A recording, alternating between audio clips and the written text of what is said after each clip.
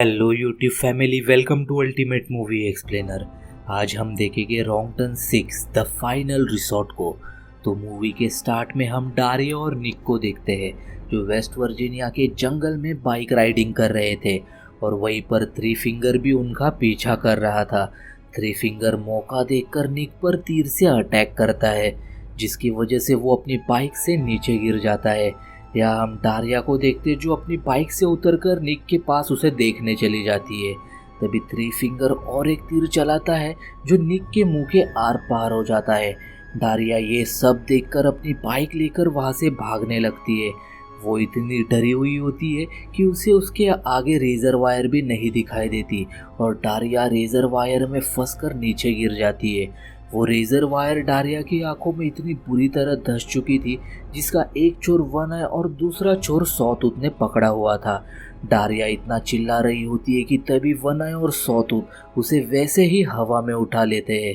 तभी वह three finger आकर डारिया का सर धड़ से अलग कर देता है।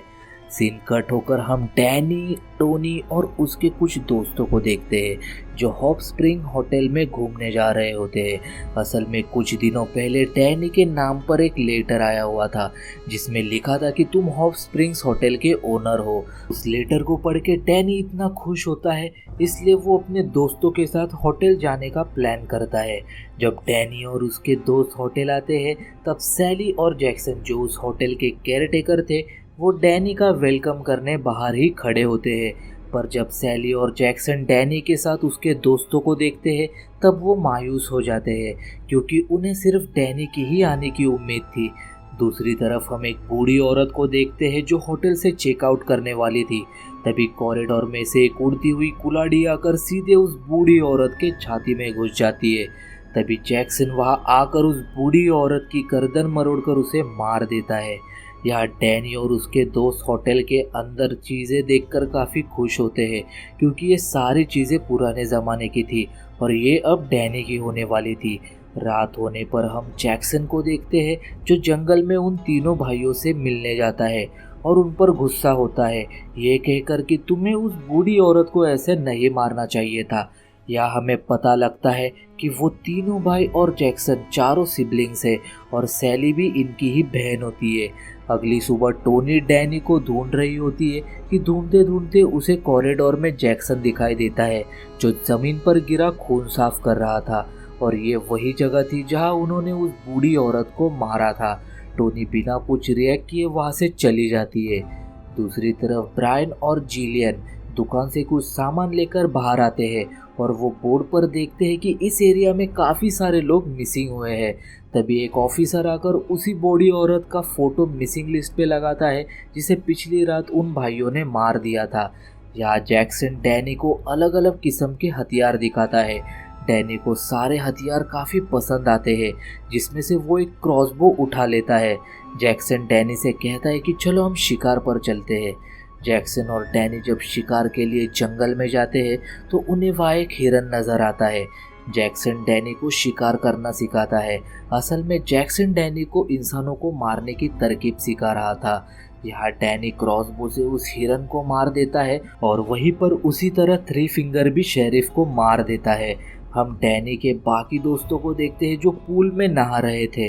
क्योंकि डैनी काफ़ी देर लौट कर नहीं आता इसलिए टोनी विक को ढूंढने के लिए जंगल में भेजती है। जब विक जंगल में आता है तो वो उस मरे हुए हिरन को देखता है जिसे सॉटूथ खा रहा होता है। ये सब देखकर विक डर के मारे वहां से भागने लगता है। भागते भागते विक डैनी से टकरा जाता है जिसकी वजह से दोनों ढलान से नीचे गिर जाते हैं और डैनी वहां मौजूद रेजर वायर में फंस जाता है। विक मदद के लिए जैसे ही चिल्लाने लगता है जैक्सन वहां आकर डैनी को सही सलामत वहां से निकालकर होटल ले आता है। यहाँ सैली डैनी के जख्म साफ करके मेडिसिन लगाती है कि तभी टोनी वहां आकर ये सब देख लेती है और टोनी को वहां देखकर सैली उठकर वहां से चली जाती है। अगली सुबह हम डैनी को वॉशरूम में देखते हैं जो अपनी सारी दवाइयाँ फ्लश कर देता है। असल में डैनी हाइपरटेंशन का मरीज था क्योंकि जब जब उसे बिना वजह टेंशन होता वो उन दवाइयों को खाता। पर इस बार जब उसने पहली बार उस हिरन की जान ली तो उसे बेटर फील होने लगा जिसकी वजह से उसने दवाइयाँ फ्लश कर दी। खाना खाते वक्त डैनी अपने दोस्तों से कहता है कि मैं अब यहीं रहकर इस होटल की देखभाल करूँगा क्योंकि मुझे यह जगह पसंद आने लगी है। पर उनके दोस्त वहाँ नहीं रुकना चाहते थे। यहाँ ब्रायन और जिलियन जो काफ़ी लालची दोस्त थे, वो दोनों वहाँ मौजूद पुरानी और महंगी चीज़ों को चुराने लगते हैं। पुरानी चीज़ें ढूंढते ढूंढते वो दोनों एक डोर ओपन करते हैं जिसका रास्ता बेसमेंट की तरफ जाता था। जब वो दोनों बेसमेंट में आते हैं तो उन्हें वहाँ पर पुराने ज़माने का एक स्पा दिखाई देता है। सैली उन दोनों को छिपकर देख रही थी कि कुछ देर बाद तीनों भाई भी वहाँ आकर ब्रायन के सर पर मारकर उसे घायल करते हैं और जिलियन के हाथ पांव पकड़कर बहुत ब्रूटल तरीके से उसे उखाड़ देते हैं। तीनों भाई घायल ब्रायन को भी मारने ही वाले होते हैं कि तभी सैली उन्हें रोक देती है और ब्रायन को अपने रूम में लाकर उसके मुंह पर तकिया रखकर उसे मार देती है। यहाँ हम डैनी में काफ़ी चेंजेस नोटिस करते हैं, जैसे उसने अपनी दवाई खाना बंद कर दी थी और काफ़ी खुश रहने लगा था। हालांकि पहले वो ऐसा बिल्कुल भी नहीं था। डैनी जैक्सन और सैली से मिलता है, जहाँ जैक्सन डैनी से कहता है कि मैं तुम्हें अपने फैमिली मेम्बर से मिलवाना चाहता हूँ। उस पर डैनी राज़ी हो जाता है। रात होने पर जैक्सन और सैली डैनी को जंगल में लाते हैं, जहाँ पर डिफॉर्म लोगों का एक बसेरा था। असल में ये सारे लोग डैनी के ही फैमिली मेंबर्स थे। जैक्सन डैनी को ड्रग देकर सारी बात समझाता है कि ये सारे डिफॉर्म लोग प्योर ब्लड नहीं है, तुम्हें और सैली को छोड़कर। इसलिए जब तुम्हारी शादी होगी तो तुम्हारी फ्यूचर जनरेशन बिल्कुल प्योर होगी। या हम विक को भी देखते हैं जो झाड़ियों में छुपकर सब देख रहा था।